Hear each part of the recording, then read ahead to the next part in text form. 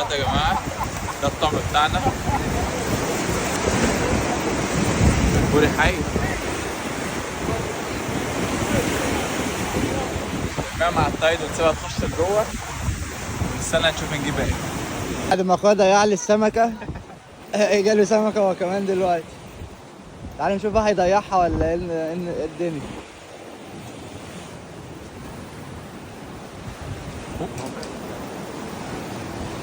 تاني واحدة ليا